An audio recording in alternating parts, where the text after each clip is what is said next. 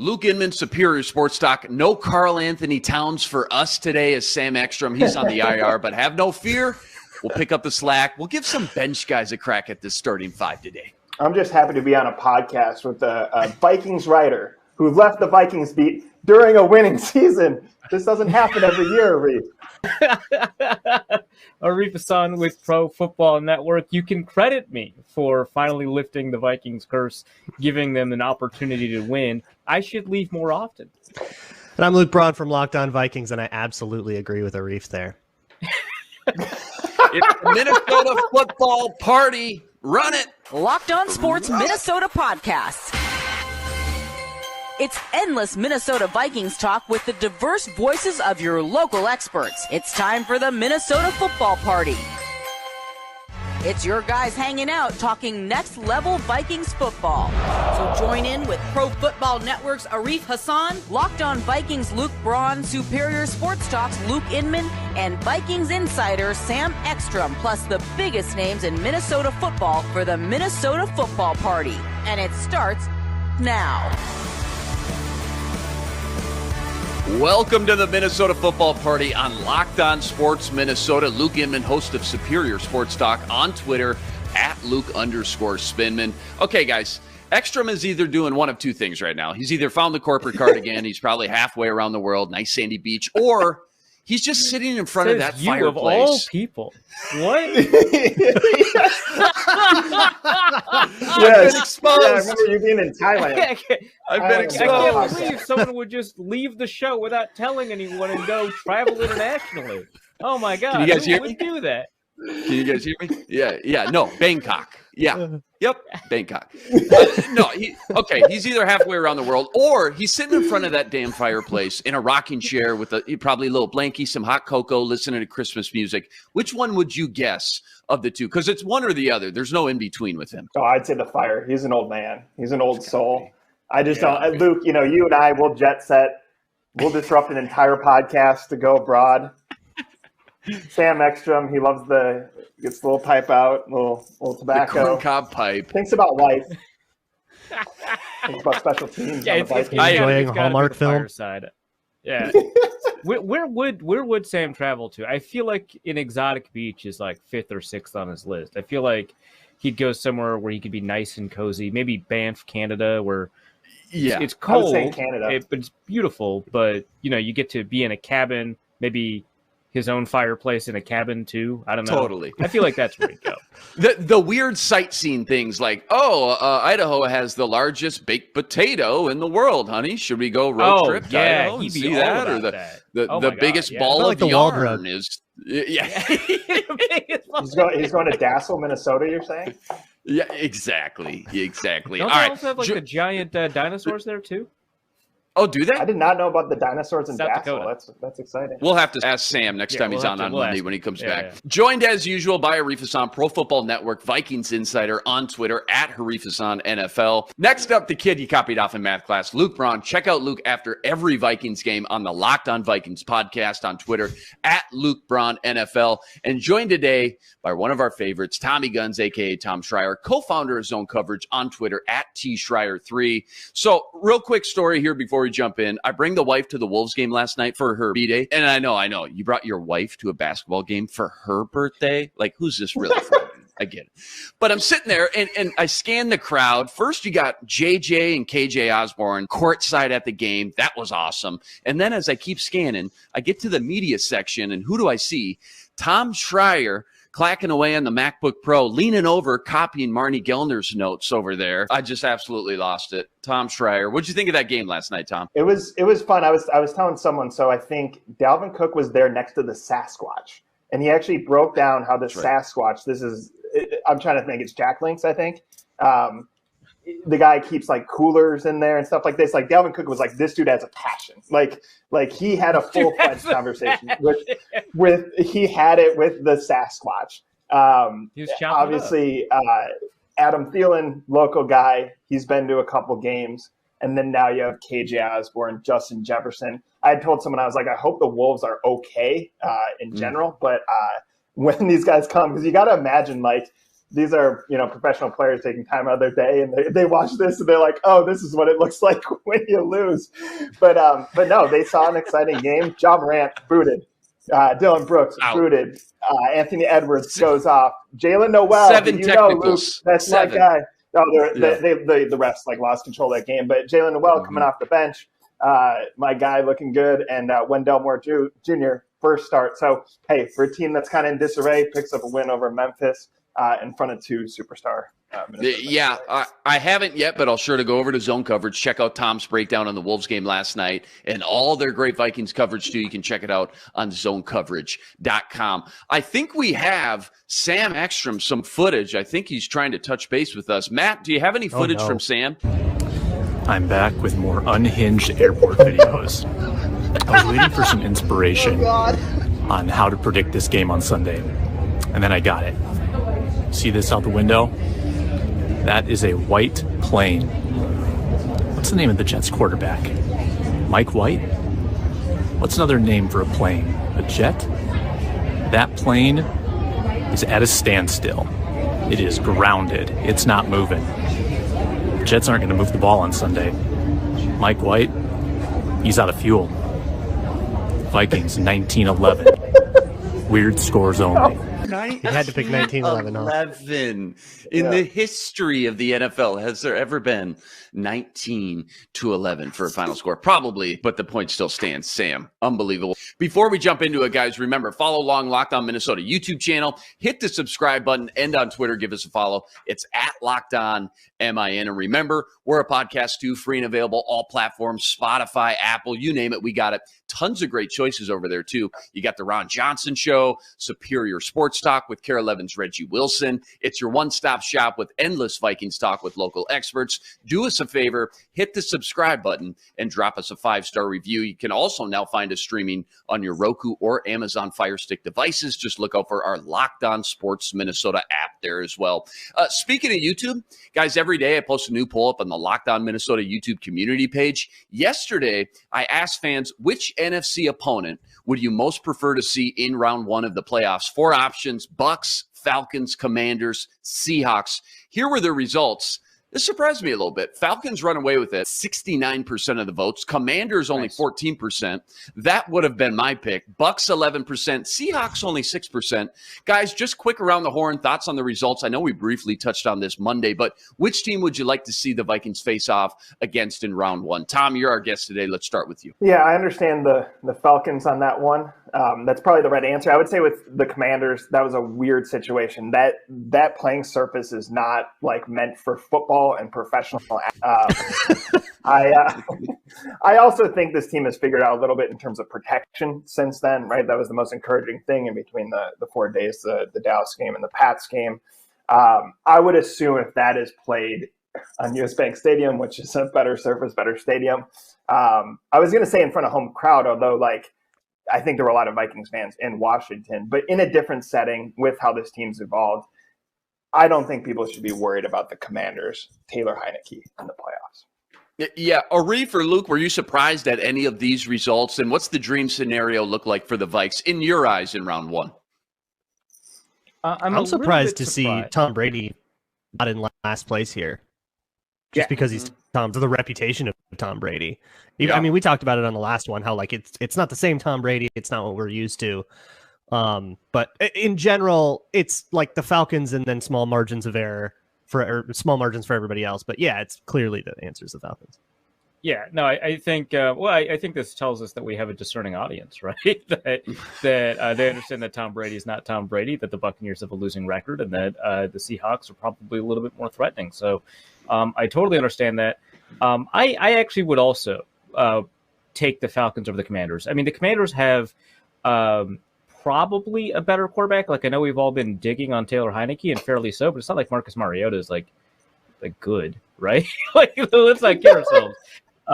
And the Commanders just have a good defense. They just have a good set of players on that side of the ball. And I think that they can do a little bit more with the weapons that they have on offense. Like, I take Terry McLaurin over Drake London, right? So I think that the Commanders are a little bit of a better team. Both of them would be ideal matchups, right? But I think I would just rather play against the Falcons. Yeah, no, I was going to say I was leaning more Commanders, but you do make a lot of good points. But already beat the Commanders once. Like Tom said, think that game looks a lot different at home, too, for the better. So remember, go check out the Locked On Sports Minnesota YouTube page every day, posting a new poll. Hit the subscribe button. Go leave us a comment. Let us know what you think. Okay, today we're breaking down the Vikings and Jets, plus what the NFC North could look like in 2023. And, of course, later, going to be joined by Ron Johnson from The Ron Johnson Show, who just had Hall of Fame legend Cris Carter on, by the way. Can't wait to chat with him about that.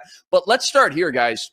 Huge factor in every game, week to week, who's active, who's hurt. It's week 12, so every team across the league kind of feeling the pain to some degree. Vikings enjoy that double dip, though, not only winning Thanksgiving night, but then getting this little mini bye after the fact to rest up, which is nice. But anyways, we know about Andrew Booth by now. He's likely out the rest of the year. Meanwhile, Cam Dantzler set to miss hopefully his last game this week. Then you got Dalvin Tomlinson. Sounded like he was almost to go for the Pats game. Vikings just in general, one of the better injury luck teams in the NFL, top to bottom. So my question is, it's not so much which big name do they need back the most or who do you think plays, who doesn't. I want to know what you guys think about the players who have filled in thus far, the depth pieces, the backups, maybe even special teamers. Which non-starter at the beginning of the year do you think has filled in the most admirably? Like, which guys have just been most impressed with when they've been called upon? Arif, let's start with you. Is there a guy who, although maybe it's a small sample size, whether it's just filling in here or there, or maybe it's on special teams, that's just kind of stuck out to you when he's gotten a shot to play? Sure. I'll pick something that we know has been a problem area because they've been playing, but I've nevertheless been impressed given what their expectations were, which is whoever's playing backup cornerback. I think that Caleb Evans, when he's been healthy, has been very good. I think the miscommunication problems are, of course, an issue. Same issues with Cameron Dantzler, but I think that, he's moving pretty well for his size. He's got pretty decent instincts for where he needs to be against the ball. And then when he was out, we saw Duke Shelley play. And, he's a guy from somebody else's practice squad. I think that we expected him to get absolutely destroyed, and he didn't, right? He held up well, especially on a couple of key snaps. So those players I thought impressed. They played better than I thought you'd get from, what investment the Vikings made to get them, right? But obviously it'd be nice to get Cameron Dantzler back as soon as possible, which is not this week, but like you said, is coming up sooner rather than later. So I'm going to pick those two players. I cheated a little bit. Hopefully I didn't take somebody's away from them. Or if Tommy, it's Luke, anybody left? I was going to say, just commenting on what you said there, is like a Caleb Evans actually kind of looks like a guy. Now, again, I'm seeing this with unsophisticated eyes. Now, Cameron Bynum's footwork or whatever blowing my mind, and Reef obviously all the numbers and stuff. But in a draft class where there hasn't been a ton of success, like this is a guy you want to succeed. Like he's friendly on Twitter. It's a novel concept, and really engaging with the fans, seems genuinely like the person who he presents himself to be. So I mean, I think that's exciting. I think getting away from specifically like injuries recently and just kind of depth guys, I kind of like Johnny Munt.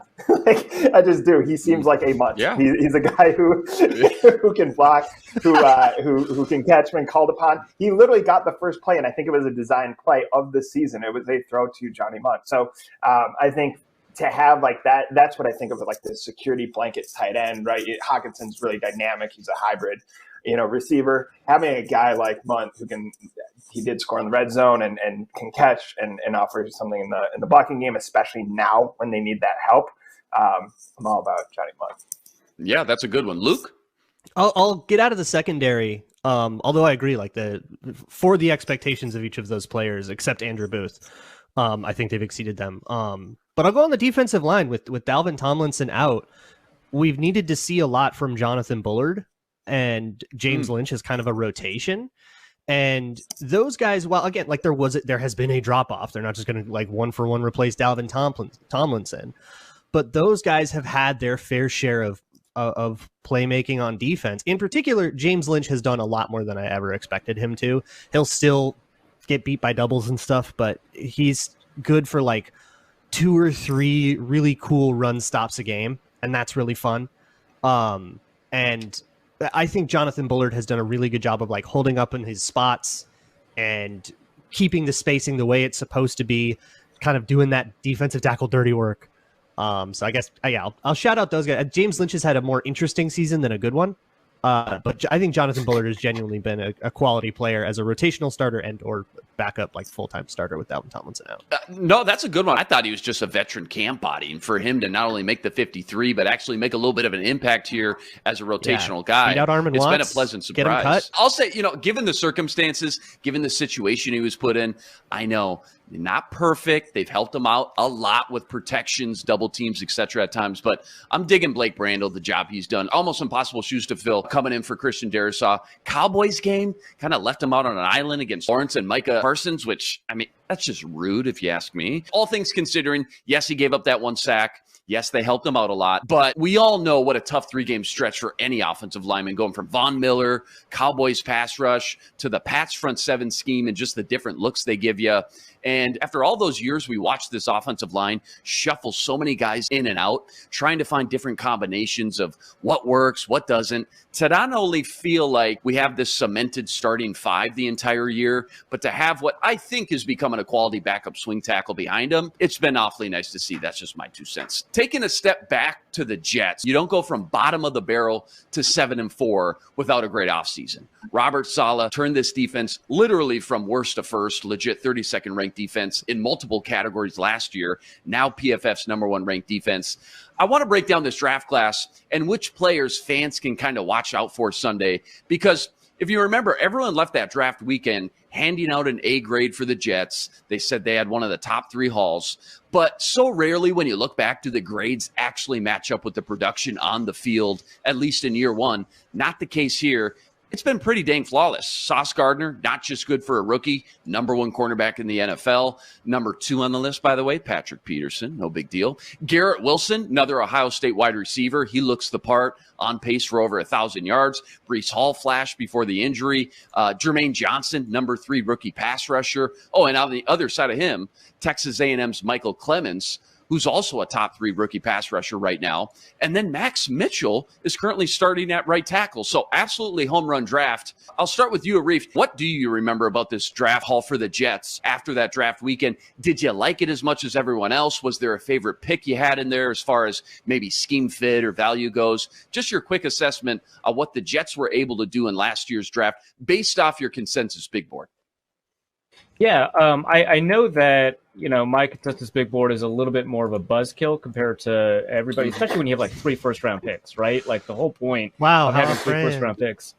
Yeah, right. But no, it did end up liking the Jets. It just wasn't as high as everybody else. Like I thought, for example, the Jermaine Johnson pick, which they got 26th overall, he was the 11th overall on the consensus board. It really liked that pick, but overall, it thought that the Jets got value out of its picks. It liked the Breece Hall pick.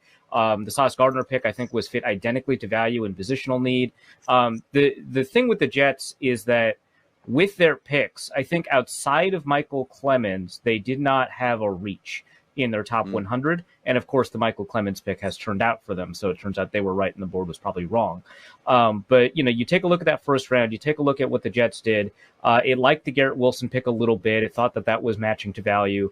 And it didn't have many steals, but it just did not have reaches, which sometimes is what you need to have a really good class. I mean, I think that reminds me of the 2017 Saints class, right? That didn't have any reaches. It had 1 steal, it was Michael Thomas. That turned out all right for them. But it didn't have many steals. It didn't have any reaches. And I think that's kind of what we're getting out of this Jets class. The thing is, the players that the board liked, that the Jets liked, that everyone else liked, they're playing even better than we thought, right? I mean, Sauce Gardner is playing out of his mind. I mean, one of the things that was really exciting about watching him play when we were breaking him down, we got to see him a little bit in the college playoffs, is that he moved really well, right? For like a 6'2" guy, he moved really well. But in the NFL, and now you get to see him against all these other guys that have all these crazy movement skills, have been developing them for years, and he's continuing to stand out as this insanely fluid 6'2", 200-pound guy that has the ability to change direction, stop, start, win in transition, has the ability to recover. I mean, it's just so difficult to beat this guy. So by industry consensus, the Jets had a pretty decent draft. They should, right, given they had 3 first-round picks, but they nailed it. Do you remember, top of your head, who had the #1 draft based off the consensus big board? I'm just curious.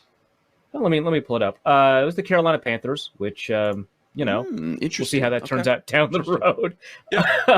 No, just curious. The quarterback that they drafted was a big part of it, right? And that guy got injured. So it's difficult to really get a hold on it. But it was like the Panthers and the Cardinals, a bunch of teams that are not good right now. And then the Chiefs. They love the Chiefs draft. Luke, there was a lot of speculation leading into the draft, whether the right pick for top wide receiver was Garrett Wilson or his teammate Chris Olave, or even USC's Drake London. And at cornerback, remember all the debate was Sauce or Derek Stingley. Do you remember who you liked more out of those guys coming out? And if you're a Texas fan, I'm not sure how much Derek Stingley you've watched or know about. How are you feeling knowing not only you passed up on Sauce, but you went ahead and took another cornerback ahead of him in Derek Stingley? Because, no one's going to bat an eye if you need a quarterback, right? Because quarterback trumps everything. But to take a cornerback specifically over him seems wild now. But again, depending on who you talk to at the time, it was like a coin flip. There were definitely people that had, I think most people had Sauce over him. But for me, I had gone on Locked On NFL and I said, look, if I'm the Jaguars picking 1 overall, I'm slamming Sauce Gardner and I'm not looking back. And so I had Sauce there. In terms of the wide receivers, I was not really that high on any of them. Turns out to be wrong about Garrett Wilson, obviously. But Olave. I think I had. Olave. Don't forget these 9 other ones as a second-round pick. I think Olave's done about what I thought he would, and I thought that's like a great high second-round pick because he's just kind of like a steady Eddie, and that's going to be great. Although it was more about ceiling with him. I don't know. Either way, I had Garrett Wilson was one of the only ones I would take in the first round if I remember my board right. But yeah, he's taken off great. I hated Drake London. That's the take I'm going to live and die by as we a lot of people did, right? Is this like a separation contested catch thing? Yeah. You got to get separation. Contested catch guys just don't happen to win unless you're DeAndre Hopkins. It was, although I understand that the quarterback was at fault for a lot of that stuff and was throwing D-backs back into the play. But it was still more of but kind of still. I feel like for some reason Jalen Strong has just. And who's a third-round pick? Why would it be Jalen Strong? But Jalen Strong has just filtered through everybody's draft evaluations for receivers for the next 5 to 7 years, right? Because he was this insane contested catcher, right? Everyone was pretty high on him, except I guess the NFL. They didn't, pick him in the first or second round. Everyone was pretty high on him. He didn't turn out at all, and now every draft analyst just hates guys who can't separate. Great name drop, for me, but yeah. Great throwback. Yeah, Treadwell, too, kind of in the same category. So, Tom, when you stack up this Jets class next to the Vikings class side by side, obviously it's tough to see. Kwesi's first 2 picks both end up on the IR. Ed Ingram, been up and down. Brian Asamoah, haven't seen much from, although showing some promise on special teams, of course. If you're a Viking fan, especially one that gets into the draft, what's something you can lean your hat on from this class, or any reason for any hope or optimism that this class, despite it not starting out fast, can still pan out when we revisit this thing 3-4 years down the road? Yeah, I think it starts with perspective, right? If you're the Jets, you have to kind of make your team in the draft class, and that's what they did, and that's why they've been surprisingly good. With the Vikings, you're looking for supplements. Now, it's unfortunate when you go, Christian Watson looked pretty good on this team, right? What would Jordan Davis do? There was some opportunity cost with what Arif disagrees. I actually am glad Arif disagrees here. But I think naturally we think because of what Kwesi does here, where he's looking for value, you're going to think about the opportunity cost of who they didn't take, right? Who they moved out with that slot. Having said that, I always go look at what's happened here. Louis Seaton, that's a gruesome injury that happened overseas. That's it's got to be a weird thing where you play in London, the whole team goes back, and you're out there being treated in a different country. And the Booth one's unfortunate because you kind of need him, right? You needed that supplement. It hasn't happened yet. I guess you look to a Caleb Evans, right? Hey, what have you brought in this guy who has to add something to the locker room, clearly engages fans, is giving you something to look at. But I think it's just trying to remember that this was supposed to supplement what they believed was a winning core, right? If they didn't, they would have burned it down. It has not gone perfectly, but it still doesn't mean that this group can't supplement the Vikings 2-3 years down the road.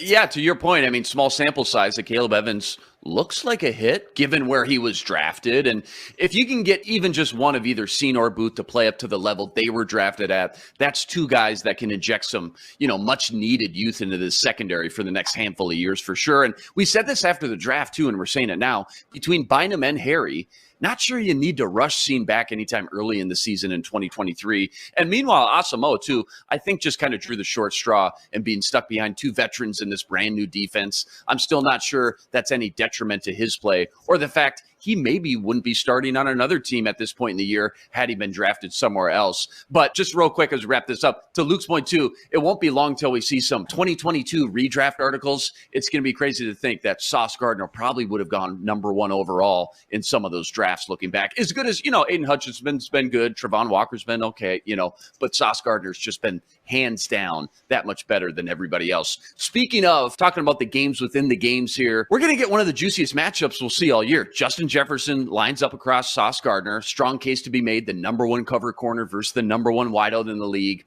What do you love about this matchup or expect to see between these two? And if you're either opposing team, how do you attack the opponent? Where's the one weakness or vulnerability either player is susceptible to, if at all? Tom, I'll start with you. Yeah, I think about it this way. I was a little concerned that going back to the Pats game, O'Connell had been drafted by Belichick, had played under him, clearly admires him.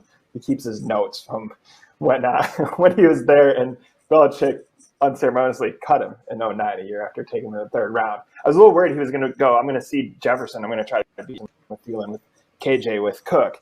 Instead, he schemed, he did some scheming, and Justin Jefferson just made some impressive plays and was able to beat the Belichick system or concept, right? There's a little different situation where it's kind of a one-on-one matchup. We're focused on Gardner, this amazing rookie, against Jefferson, who's trying to tear the league apart. But I think,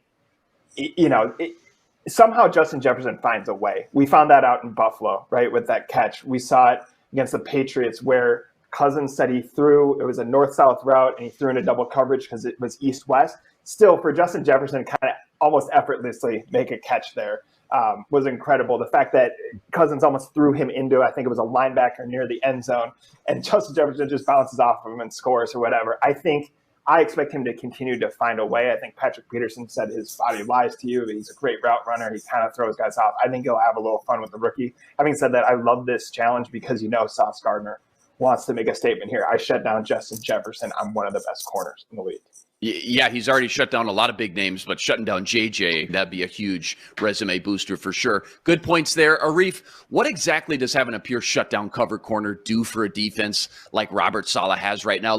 When you watch some of this Jets defense, what's he able to do schematically that maybe other coordinators just can't get away with because he knows he can leave him out there on an island for key critical parts of the game? Yeah, who knows this better than Jets fans? When they had Darrelle Revis, they were able to actually just play with a pure shutdown corner. Or, even the Seahawks, even though they played sides, were able to make sure that teams would even occasionally never throw Richard Sherman's way, right? Aaron Rodgers never threw, Richard Sherman's way at the height of their play. And what that allowed them to do is play 10-on-10 football. And when you play 10-on-10 football with a narrower field, that just helps the defense. There's fewer people you have to account for. There's fewer opportunities for somebody to make a mistake when they're blocking. There's just fewer problems that the defense has to encounter when it is 10-on-10 versus 11-on-11. You have the ability to create a little bit more. You have the ability to choose different types of matchups. You have the ability to blitz a little bit more. You can do all kinds of things that you wouldn't be able to do if you had to give a little bit more attention to one area of the field, if you had to bring your safety over. Now, if your safety only has to cover from hash mark to the middle of the field, it's so much easier to close down on routes. It's so much easier to get down into the box. It's so much easier to not have to cover the entire range that you normally have to cover and trigger in directions that you need to trigger if you want to stop the run or if you want to nail a crosser, right? So the ability to kind of take a player out of the game, right, especially if it's their best player, right, eliminates what an offensive game plan is designed to do, because all offenses are built as if they have 11 players, obviously, right? And if you get rid of their ability to use all 53 and a half, yards width of the field, and you get rid of their ability to use 5 eligible receivers, they only have 4.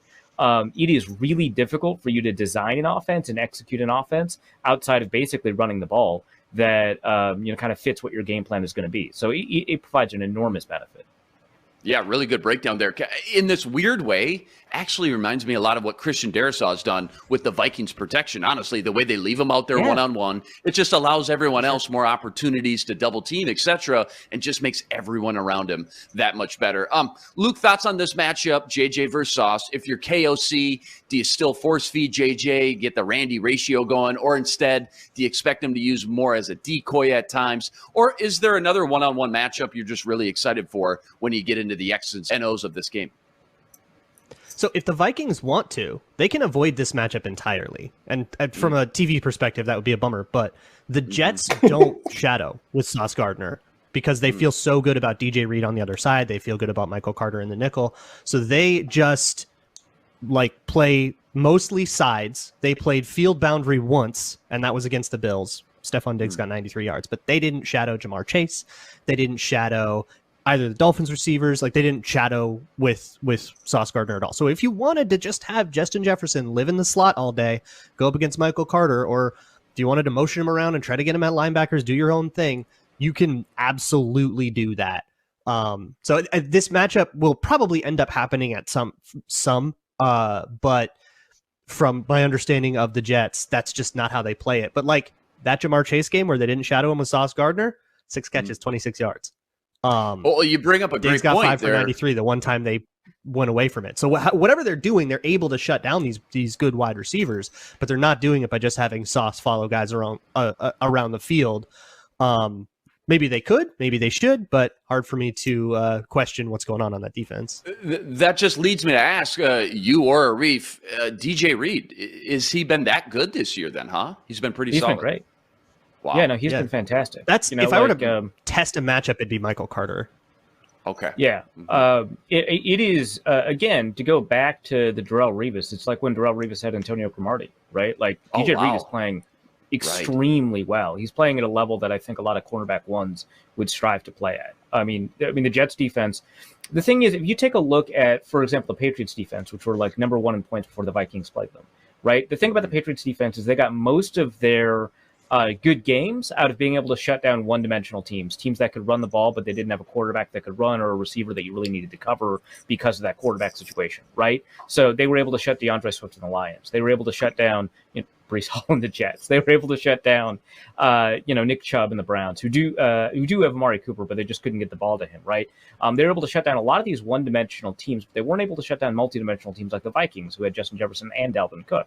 The Jets are shutting down teams that have multiple threats, right? That can run the ball, that can pass the ball, to multiple receivers. Part of the reason they can do that is because DJ Reed is playing at an extremely high level. I think that the Jets defense presents a bigger problem for the Vikings than the Patriots defense does. As we bring in Ron Johnson from the Ron Johnson Show, the local legend. Ron, I'm not going to lie, man. Pat McAfee one day, you had Cris Carter on this week. You're doing fashion shows on the weekend. Has Hollywood called yet, man? I could see you playing the next big Marvel spin-off character because you're big time, bro. I mean, what's your agent saying nowadays? Where we at? I'm still here, man. Just loving this Minnesota weather.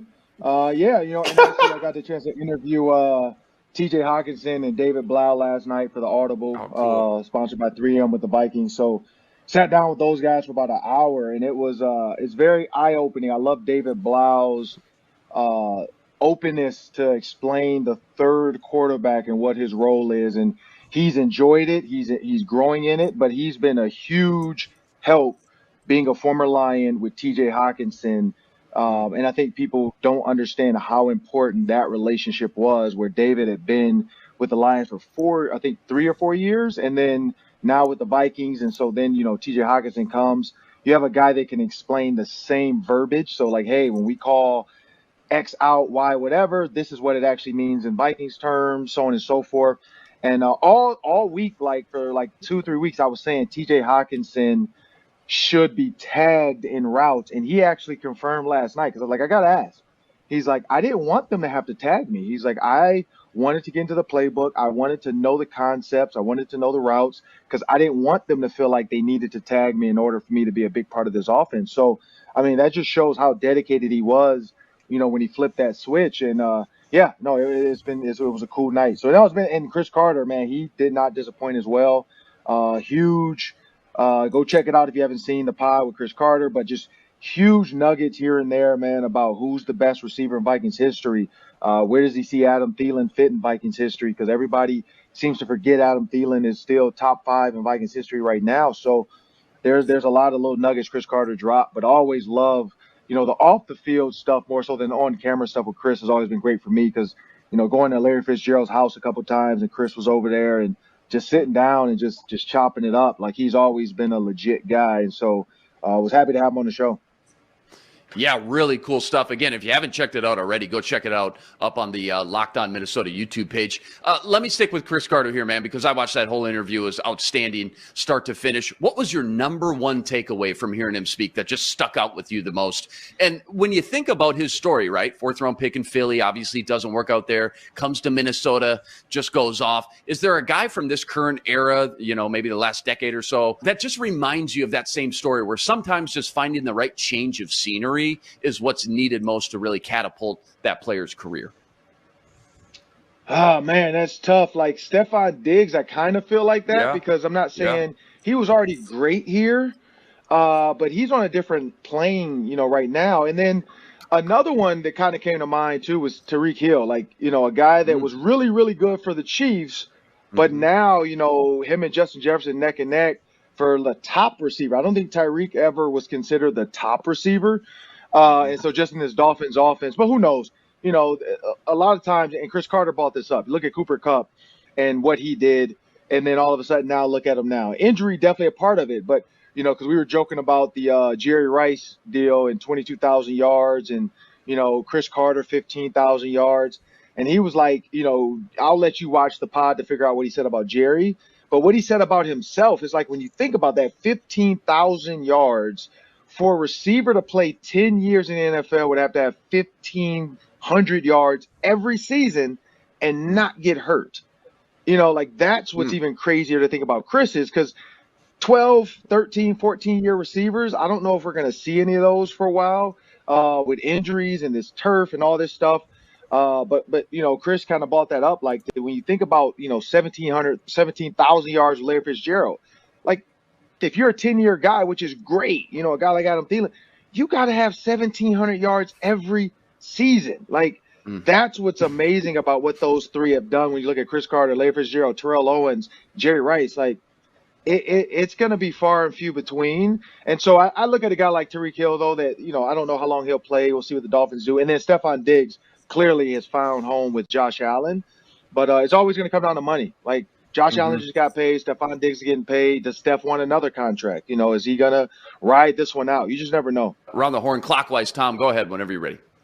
Yeah, I think like Zach Wilson's last press conference before he got benched, one of the last questions, someone said, did you let the defense down? And it was so evident that he had. Like, this Jets defense is fantastic. He's the quarterback, supposed to be the quarterback of the future. Typically, players will be kind of go long form talking about their teammates and what the other side of the ball does. If a quarterback lacks responsibility, which is kind of how I read that, what would that do to the rest of the locker room? So I think honestly, the one you have to remember, Zach Wilson is young, and even though he dates old chicks, he's still young. Like the women. like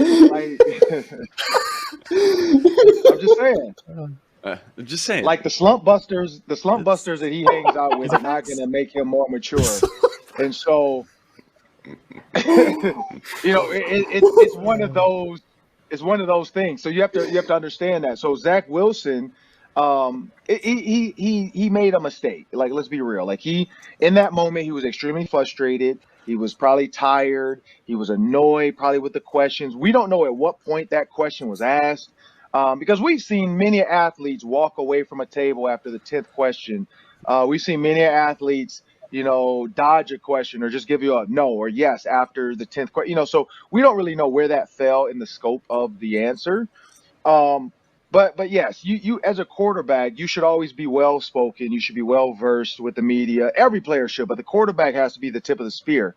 And so the quarterback gets all the credit for the wins, and he gets all the blame for the losses. And I think that's the reason why they get paid so much money. That's the reason why they're so highly favored. That's the reason why everybody wants to hang out with the quarterback when you have events like that. It is what it is. Like, it comes with the territory. And like Superman said, like Spider-Man said, every great, superhero has said, with great responsibility, with great power comes great, great responsibility. So he has great power. So he has a huge responsibility. He has to take all that. And I think for him, he's going to learn. But for a locker room, to be honest, I don't know if press conferences are going to matter. I don't know if press conferences are going to do anything with players. What I will say, though, is it matters after the fact. He did apologize to the team in the team meeting, I heard. He has, taken the steps to say, you know what, I do realize where I made the mistake. His problem is Mike White just blew out the Bears, now without Justin Fields. So he has a bigger issue to deal with, that, like, if Mike White comes into this building Sunday and has a decent game, even makes it close, how do you go back to Zach Wilson? Like, because the team seemed to have rallied around him. Granted, it was against an awful Bears team without their number one quarterback and a number one rushing offense. But, yeah, that's going to be tough for Saleh to have to figure out, because if the Vikings lose to the Jets with Mike White, I mean, can you really bring Zach Wilson back in at that point if they're 8-4 and you have a chance to really, maybe continue to win and get into the playoffs and actually be a decent seed? So, yeah, that's tough for Zach Wilson, but he just has to do what he did. I think he apologized. As a locker room, hey, if you apologize, man, let's move on. But in the back of my head, I'm always remember, like, hey, okay, I get you. I got you. Yeah, good point. Luke? So I want to talk more about Cris Carter, because that's my hero growing up. So great. And Hall of Famer, unbelievable career. You could list his accolades for hours. Jefferson on a pace to have that same kind of impact on this organization. So I guess my question is, if Justin Jefferson keeps doing what he's doing for some amount of years, there would come a time where Vikings fans see him ascend beyond Cris Carter in like the halls of Vikings legend. So my question is, how many years do you think that would take? Put a number on how long Justin Jefferson has to keep this up before we think of him as higher than Cris Carter in the halls of Vikings wide receiver fame. I mean, you got to say 14,000 yards. Cris Carter, 13,000 yards? So you got to say 14,000 yards. I mean, and that's why when I prefaced that question to him, I know what people think. You can't put a number or a ranking on a person until their career is done. Because Stephon Diggs, after the Minneapolis Miracle, after the $72 million contract, everybody started to do that with him. Like, he's going to be the best Vikings in receiver in Vikings history. And, oh, man, this team has I can't believe we got Stephon Diggs in the late rounds and blah, blah. And now, look, we don't even talk about Stephon Diggs anymore when it comes to Vikings history. So that's why you can't really quantify until he's done. Like, he might have, and I would never do this, knock on wood, he might have 3 or 4 injury-riddled seasons. Like, you just really don't know. So, health-wise, if he's healthy, if he does play 10 years as a Viking, yeah, I think he'll get it, because he's going to be a 14, 15, 1,600-yard receiver every year, I think, if Kirk Cousins at least sticks around for the next couple of years. And then Ethan Calais-Manis gets drafted to the Vikings in the first round or second round once he's ready in 3 or 4 years. So I think that's the plan. Keep Kirk for 3 years, draft Ethan Calais-Manis. Justin Jefferson's still here. Then that can make it great. That sounds great. I do want to return back to the Jets game, because I wanted your perspective on, I think, the dominant question that we've had throughout the entire podcast, which is, Justin Jefferson versus Sauce Gardner. Now, Luke mentioned that that's not always going to happen. The Vikings get the ability to kind of pick their matchup, but it is going to happen sometimes. And when you see kind of a rookie corner playing this well, it feels like there are probably some opportunities, but it's going to be difficult to find them because there's just not that much film, the things that they're not great at. So what is it that you as a receiver do when you've kind of got this lockdown matchup ahead of you, and you know that, physically they've got basically every skill that you can imagine? Yeah, I even asked TJ Hockenson that question because, Sauce will line up on the tight end. Like, if you put TJ out wide, they're going to leave Sauce out there on him. And he kind of talked about what he thought he could do against Sauce Gardner, as well as whoever else lines up against him if they line him up wide. When I look at Sauce Gardner, one, he's from my high school, Detroit Martin Luther King High School in Detroit. That's my guy. I'm looking forward to seeing him Sunday. I was texting his coach, and then I'm going to wait and text him probably Friday, Saturday when he's more relaxed and not built into this game plan, because I know how he gets. But I'm looking forward to running into him on Sunday. And this is what I say about Sauce Gardner versus Justin Jefferson. it's one of those matchups that, this is not Deion Sanders versus, Jerry Rice. This is not, Terrell Owens versus Chris McAllister or Champ Bailey. Like you're not going to get what you want out of this. For the simple fact of Justin Jefferson lines up in the backfield. He lines up everywhere. So like Jerry Rice did not go in the backfield. Jerry Rice barely went in the slot. Terrell Owens never went in the backfield. Never did jet sweeps. So Justin Jefferson is a different kind of receiver, and Sauce Gardner is a prototypical, corner that like I have to go back to like Mel Blount.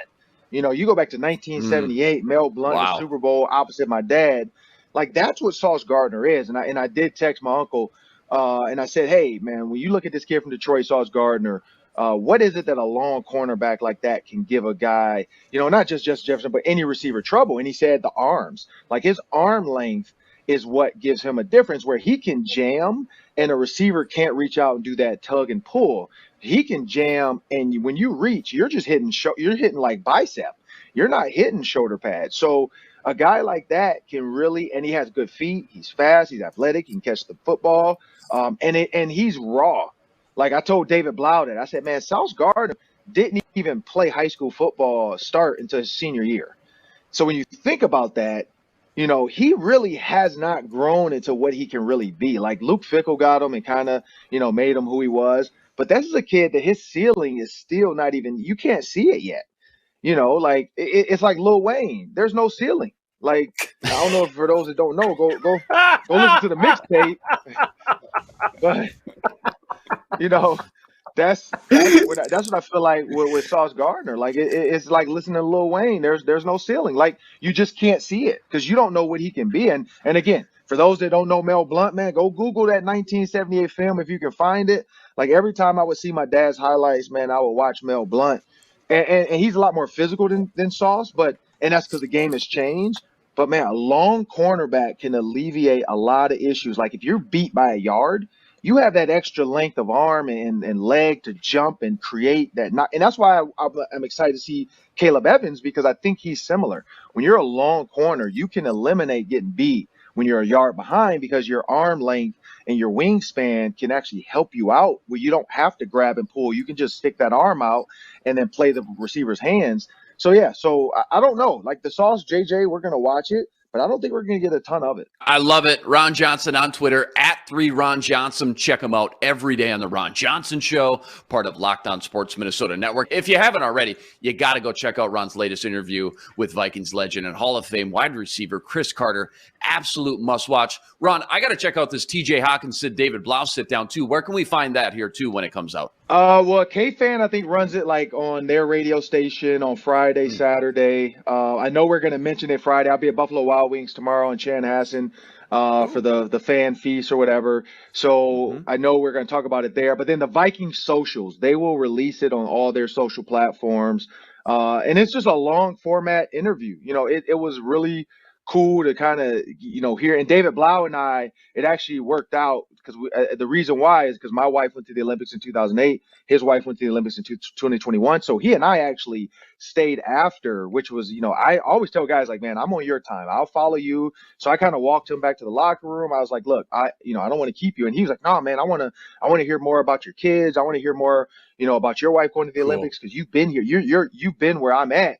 And I loved it. Like he was like bought into like listening and talking. And so we actually chatted for a good 30, 40 minutes just about life, like, him and his wife, her Olympic journey, because he wasn't able to go to Tokyo, but I was able to go to Beijing because Tony Dungy allowed me to leave for a couple of weeks and go down to Beijing in the middle of training camp. So, we talked about all that stuff, man. So it'll be out, probably tomorrow, I guess. I don't really know when they edit it, to be honest, but my guess is it'll come out tomorrow sometime. But no, I'm looking forward to it. I know this week, too, coming up on the pod, we got Tank Williams, former Vikings DB. He's going to join us, I think, Monday night. So we'll launch that Tuesday. But we'll have Tank Williams to kind of break down where the Vikings can go. Looking to get a Detroit person, so maybe Braylon Edwards, maybe Lomas Brown, because I know Lomas Brown is a big Detroit guy, too. And he used to live not used to. He still lives there. My dad passed away, but he lived a couple houses down from my dad. Which is weird. Not say weird, but it was interesting. I was actually laying on the ground crying when when I got to my dad's house, and I look up and like Lomas Brown is just walking down the street, coming to check, because he always would check on my dad anyway because they played in the same era. And just a cool moment we shared, where a lot of that stuff I haven't really bought out, man. Like I'm just grieving and getting over it. So I am going to start launching more pictures, because I just went to my phone, and I have pictures with like Mel Blount, Franco Harris, Donnie Shell, Frenchie Fuqua, Frenchie Fuqua and Franco were both at my dad's funeral, were part of the Immaculate Reception. So being able to hear them talk about the Immaculate Reception, is even crazier to think like these two guys are in NFL history, and only those two guys know the answer to if he touched the ball or not. So all that little stuff, man, like it turned a funeral into like a real celebration. So I'm looking forward to that. But yeah, no, check it out Friday or Saturday. I'm pretty sure the Vikings are going to launch it, but K-Fan will have it running this weekend as well on K-Fan. Man, that's incredible stuff, Ron. You're absolutely killing it. McAfee, Cris Carter, Randall McDaniel, Tank Williams sounds like coming on here soon. TJ Hockenson, David Blough. Again, check them out every day. Ron Johnson Show, part of the Locked On Sports Minnesota Network. Ron, pleasure as always. I'll talk to you tomorrow on the roundtable, all right? Yep, appreciate it. All right, sounds good. Ron Johnson, Gophers Hall of Fame wide receiver, Ron Johnson. Absolutely incredible stuff. I love to hear those little tidbits and like side conversations that we never hear about, like the conversations David Blough getting TJ Hockenson up to speed and things like that when he got here. Just really cool to hear that kind of stuff, isn't it? Yeah, it's very funny that he started with a joke about Zach Wilson, and by the end I had to like gather myself with a very heartfelt kind of sharing about his life. I was like, what a whirlwind of emotions that was. It's called Get the whole spectrum with Ron. He's got range. He's got range. Yeah. You get your money's worth with Ron, I'll tell you that. All right, two things left, guys. I'm going to ask you about the NFC North forecast in the not-so-distant future, and then we got to rifle through our gambling picks. But first, Vikings favored by 3 versus the Jets. Over-under opened at 43, moved up to 44.5 now. Meanwhile, Justin Jefferson's odds continue to increase for Offensive Player of the Year. Make sure to keep tabs all season long and check those odds out and more with BetOnline. BetOnline.net, fastest and easiest way to check in on all your betting needs. Find all your favorite sports and events at the #1 online source for odds, lines, and games. Stats, news, info, you want it, they got it.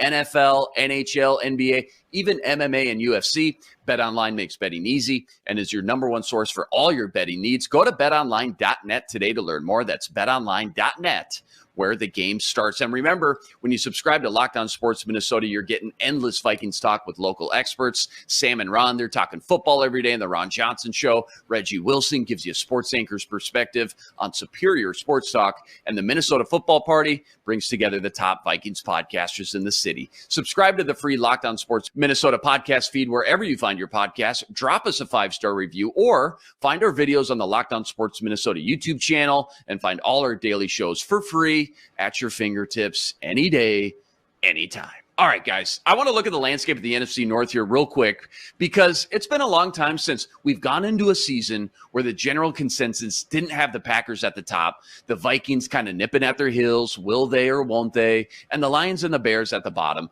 But all of a sudden, it kind of feels like a new era is slowly starting here. The Packers are in a mess now because it's very likely they can't go into next season with both Rodgers and Love again for the 5th straight year. Rodgers, nearly $100 million in dead cap next year. He looks old, and I'm not sure how much longer he even wants to really keep playing. Meanwhile, Jordan Love has to either be offered that 5th-year option or he walks.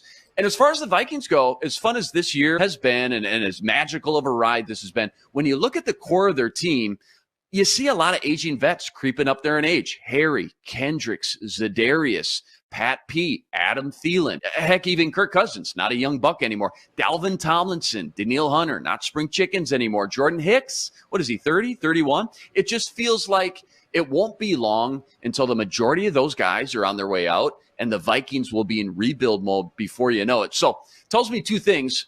One, if in fact they do want to go on a Super Bowl run, it probably needs to happen pretty quickly. We're talking this year and next year, maybe 2024. And second, when I look at the Vikings past 2-3 draft, outside of JJ and Darrisaw, Ezra Cleveland, maybe Cam Bynum, Cam Dantzler, they haven't added a lot of blue chip, just core foundational pieces to build upon in the last 3 years. And of course, there's guys like Brian O'Neill that was drafted in 2018. And then, I mean, you can get in the second and third tier guys, Kene, Osborne, Wanham, but I'm talking foundational pieces you build around. And then to top it all off, when you look at the Bears and Lions, if they can crush next year's draft, like have what the Jets did or the Seahawks did, those teams are primed for takeoff. I mean, the Bears, they got their franchise quarterback. They think he just needs some help around him. The Lions, ton of talent emerging between their offensive line, Jeff Okudah, Aiden Hutchinson. Haven't seen what Jameson Williams can do yet. Amon-Ra St. Brown. We're talking serious talent that's young and is going to be around for a while. And if the draft were today, Bears would have the 2nd overall pick. Lions would have the 3rd, 13th, 44th, and 62nd. Plus their 3rd rounder, you're talking about 5 more top 75 players, including a quote-unquote probably blue-chip top 5 pick that they got from the Rams of all teams. Are you guys seeing what I'm seeing? Like, am I crazy conspiracy theory guy? Birds aren't real. The government controls them. They're spies. Hollywood's run by lizard people. Like, where do you guys envision this division heading over the next few years? And Arif, I'll start with you. What can you tell us about the Rodgers contract situation, what their realistic options are at quarterback next year? Yeah, sure. I talked about this a little bit on the Pro Football Network show with Trey Wingo last night. And one thing that we kind of discussed was, the fact that they should just play Jordan Love right now. I know that they've got a commitment to Aaron Rodgers. Aaron Rodgers has relationships with people above LaFleur, right? He's got a relationship with President Mark Murphy and the front office, the Gutekunst, and so it's going to be easy for him to kind of pull his weight. But they should just make the decision to play Jordan Love, not because Aaron Rodgers is not as good injured as Jordan Love is healthy, although that may be the case. They went 1-6 while Aaron Rodgers had that hurt thumb, 20th in adjusted net yards per attempt of that span. That's not great. But they need to know what they have in Jordan Love. Like you mentioned, Luke, they do have to make a decision on the 5th-year option. If they don't, they would end up having to basically franchise him, which I think is a little bit more of a harsh decision. You don't want to be batting 0 for 3 on relationships with your franchise quarterbacks, right? So that's something that they have to figure out before they get into an expensive franchise tag situation. They want that 5th-year option, gives them a negotiating window to extend him long term. They also just want to know how good he is because, hey, what if Rodgers, when healthy, is still an elite quarterback? If that's the case, maybe you trade Jordan Love, get in. You probably, if he looks good enough, you get in a 1st-round pick, maybe a little bit more. Get in the picks that you need in order to kind of help supplement Rodgers. As you develop Christian Watson, Romeo Doubs, and some of these other players, you might be able to build around, Rodgers in a way that he hadn't had over the past couple of years. And you free up just a little bit of cap space. You don't have to worry about like a $16 million commitment because of 5th-year option. And that allows you to kind of retain some of the players because they have an insane cap situation. Obviously, you have to deal with the Rodgers situation, but Bakhtiari is 2029. I think he's $29 million in cap space next year. You've got Aaron Jones, $20 million in cap space. I mean, this is just a really rough situation cap-wise. The reason they couldn't keep Devontae Adams, right? So, there's a couple of reasons that you might want to move Jordan Love. Or, hey, you love Jordan Love a lot. You absolutely would not trade him.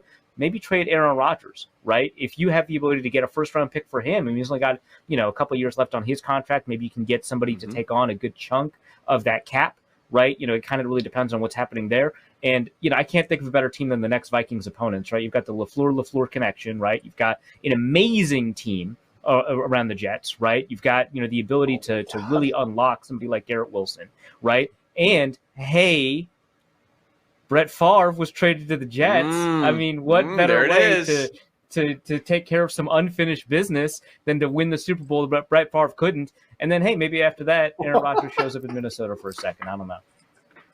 I'm sure you gave us a great breakdown, very detailed answers. All I heard, though, is that you were on with Trey Wingo last night. I called Ron Johnson Hollywood. Arif's packing his bags. He's gonna go to Hollywood here pretty quick. That's unbelievable. Trey Wingo, are you serious? Yeah, he's part of the Pro Football Network. We do podcasts every week. Unbelievable. Unbelievable. Tom, same question. What's your thoughts on the future of the NFC North, and where do the Vikings fit into it? Yeah, I mean, I think they have an opportunity to be what the Packers were forever, right? I'm not convinced the Packers are done. I know no Vikings fan wants to hear that, but you talk about the Rodgers thumb injury, the fact that he's been banged up, building chemistry with the young receivers, we think. I also wonder if that defense would be better without Joe Barry, right? Like with a better defensive coordinator. So there's just some variables there where I'm not convinced the Packers are done. I think the Lions and Bears are really interesting. I'm glad the Lions have won a little bit more. I want to see Dan Campbell stay there. I think he's interesting coaches in sports. He drinks coffee like a reef and looks like he's as jacked as the players he coaches, which is a very scary combination. And just like the emotion you think about when the Vikings beat him last year, I think they dropped 0-5, and I think he's genuine in his own way and unique. And I'd like him to stay in Detroit. A lot of good points there. Luke, NFC North forecast, and which team's more likely to make the jump? Like, we've been saying this for a decade. Lions, Bears, next year they're going to get better. Which team, given all their players and draft picks, Lions or the Bears, is most likely to make that big jump? Here's the thing. The Bears' future looks bright because they're at rock bottom, and there's nowhere to go but up. This is a really dark moment in Chicago. They are in the second year of a rookie quarterback contract. That rookie quarterback does not look good. He can run, and that's it. They have no roster to speak of. In 2 years, who on the Bears, who is starting right now, do the Bears want to be starting in like 2 or 3 years? How many players can you say that for that they won't want to eventually replace? Damn it. Yeah, Khalil like, they got rid of every player. So Marcus Robinson, they're going to have cap space. They're going to have access. They're going to have assets. But they have to do everything with the shopping list is so long that it's going to take a long time to build this Bears team back into something resembling an NFL outfit. And by then, you're going to be off the rookie contract Justin Fields thing. You might be off Justin Fields entirely, and you might be back in the quarterback hell. So I don't think the Bears' future it's a long way off. I think it's going to be a test of faith the next few years for Bears fans. Look at the Lions on the other hand, and they are, I think, pretty close to the place where the Jets are now, where, like Arif said, like, you get a good quarterback on the Jets, that's a contender, and I feel like the Lions are 1 year away from that, but I cannot believe in them until they upgrade on Jared Goff, and I'm also a little bit worried that they're building something, but the NFL doesn't have enough patience to have like 4-win teams 2 years in a row. And does Dan Campbell survive this as popular of a figure as he is? And then are you just going to a new head coach and resetting things, and the guy's going to want to bring in his own guys and all that stuff? And I think the Packers have to get worse before they get better because of those cap constraints, because of Aaron Rodgers. I think the saving grace for the Packers can have a bright future if Jordan Love is their guy, and they're right about that. I have to see more before I see that.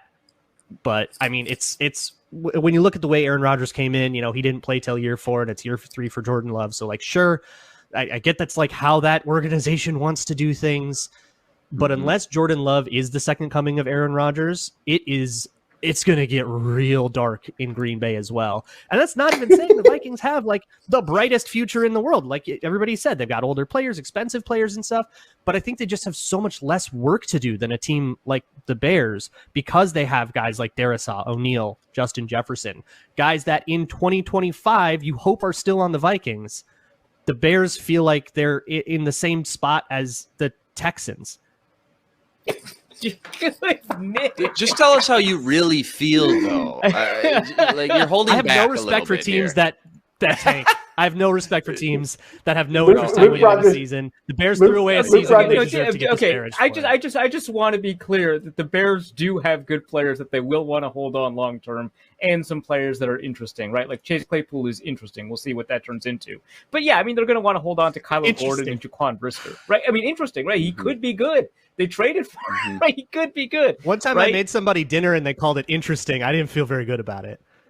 Yeah, well, if Chase Claypool is your only answer at receiver, that's interesting. You don't feel good about it, right? But it could end up turning into a pretty good player. Who knows what happens in a new environment for him? Maybe he's Cris Carter. Who knows, right? But like, that's the thing you have to talk yourself into, though. Like, maybe these guys will be better than we already think. Okay, no, you focused on the word interesting. I was going to talk about some more players, right? Like David Montgomery is a dude, right? Jaquan Brisker is really good, right? Already as a rookie. I mean, he's injured right now, but when he was playing, he was really good. You've got something with Jalen Johnson. You've got something with Kyler Gordon, right? I mean, there are players that they can build around. And in fact, hey, Braxton Jones playing better than any 5th-round rookie tackle has any right to play, right? It's crazy. The fact that they have figured out that, maybe they can hold on to Tevin Jenkins and actually play him. I don't know what the hell's going on there, but he's actually doing all right at guard. So there are players that they can hold on to. And I think Justin Fields has played really well the last 4 starts that he's had. Really well. Not just running the ball, also throwing it. Although when he can't run, his throwing is not that great.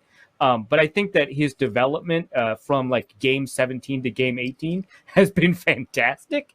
And that's something that you have the ability to build around. Now, if Justin Fields was on the Lions would be contending right now. That would be a very interesting situation. Yeah, that would be fun to think about. Yeah, all I know is they got about a 2-year window before Velus Jones starts thinking about retiring. But y'all make great points. I just think it's something when you look at all four of these rosters. Let's not forget Kari Blasingame. Yeah. They have a bright. Great name drop. I just think, again, when you look at all four of these rosters, something that I know we've been saying for years, so I get it, like Luke, pump the brakes, but we'll believe it when we see it kind of thing. But it just feels like this division could get shaken up, and this next year or two, we'll look back and say that was kind of the turning point there. That's just my 2 cents on it. All right, let's rifle through these gambling picks here. Quick update at the board. No picks last week due to Thanksgiving. So week 11, I went 2-0, jumped into first place with 707, had the Titans +3 versus the Packers on Thursday Night Football, and the Pats Jets under. Luke Braun, you went 1-1. The Bills Browns over saved you. Remember, Sam gave you a bunch of heat because at the time it was supposed to be a blizzard, and then literally hours after we picked, it was very clearly going to move to a dome. Yeah. Braun, you're now at 487. Arif, you went 0-2, but you went table minimum. Eagles to cover 6.5 versus the Colts, and the Ravens-Panthers over. You're now at 287. And Sam Ekstrom absolutely collapsed. He went on tilt, going from first to worst with that monster max bet on the Vikings versus Dallas. Luckily, he won his second bet, Bengals Steelers over 42, but that was only $300. Sam, now 684 in the hole. I've got Sam's picks with me. He sent the order. It starts with me, then Arif, Braun, and then Sam. So I'll go first here real quick. I've been riding the Titans quite a bit. Looks like they're getting 5 points in Philly. I'm going to take that one at -115. I'm going to stick with my normal $250 bet, so I'll write that one down. Arif, then Braun, and then Sam. Go ahead. Man, I don't like betting on the Vikings just because it adds something, a little bit more stress to a game that's already stressful to cover. But -3 against Mike White? I talked up Mike White in the last show, and I'm wrong. Screw that. Come on, no way, -3. Clip it. That's ridiculous. I'll take the Vikings -3 at -107. I am no longer in first place, so a super conservative strategy is not going to work out for me. But I'm not going to go too hard. I'm going to go $200 on that one. All right, go ahead. Dolphins +4.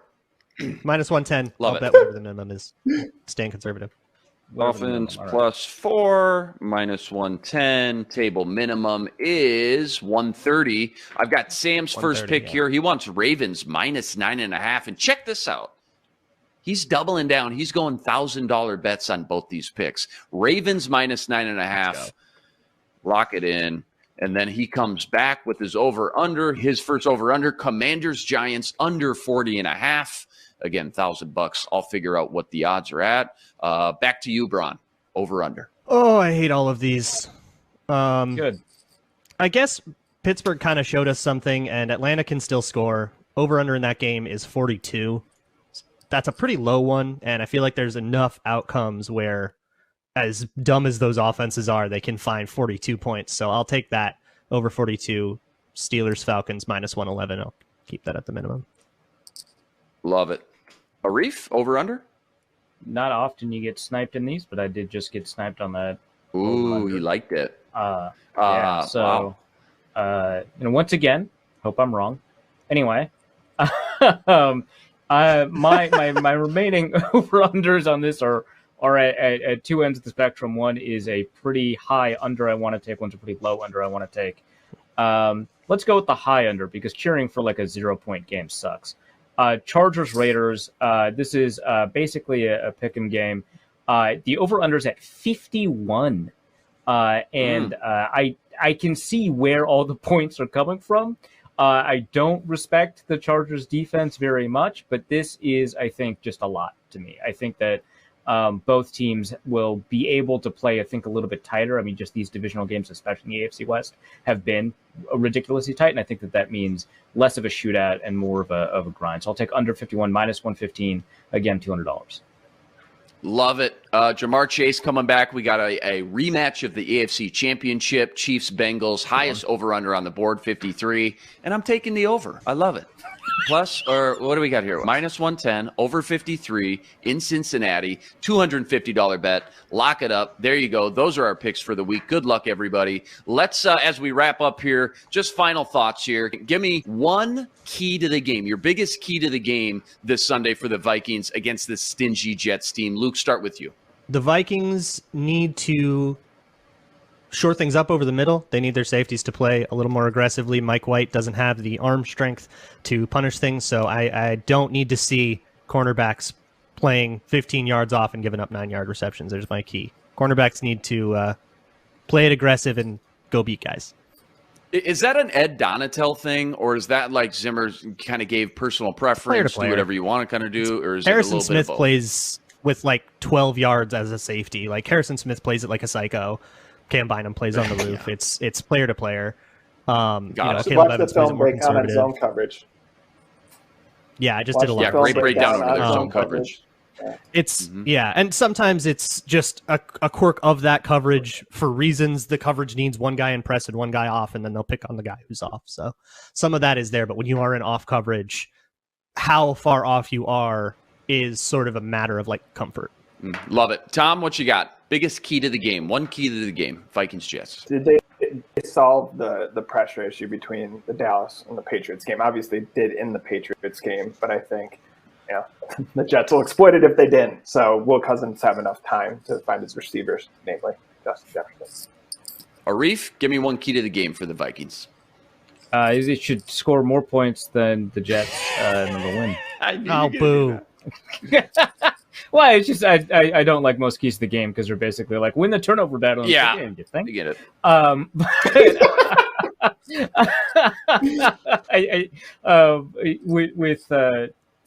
think Luke and Tom did a good job. Pretend I'm Trey Wingo. Be serious. Pretend I'm actually like a guy. Right?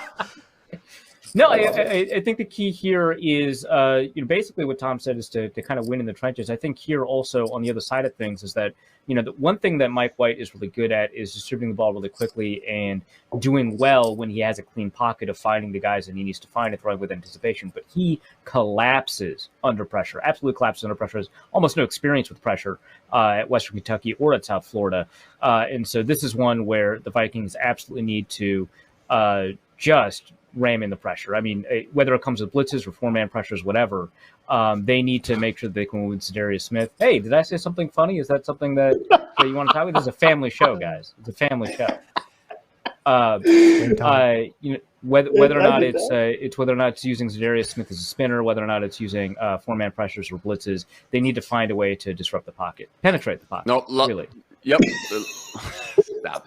Stop it. What? I just look back at that Patriot game. I see a similar blueprint. Patriots game, Jets game, squaring off versus an elite defense, semi-struggling offense, at least up until last week. And just like the Pats game, I'm not sure the Vikings win that without winning the special teams battle. Even with that missed extra point, Vikings got the edge thanks to Kenne's kickoff TD and some great field position flipping from Ryan Wright, too. And I'm not saying they need a special team score again, but I think this game is a lot more like what we thought the Patriots game would be, a more low-scoring affair. We know the Vikings are just incapable of winning a game by more than one score. That means every point counts, every punt matters, every special teams coverage needs to be sharp. If the Vikings want to win this game, I think they need to win the edge in special teams play. And outside of those missed extra points, which I'm not diminishing at all, but Matt Daniels, I think, has done a really solid job this year in every other department. All right, guys.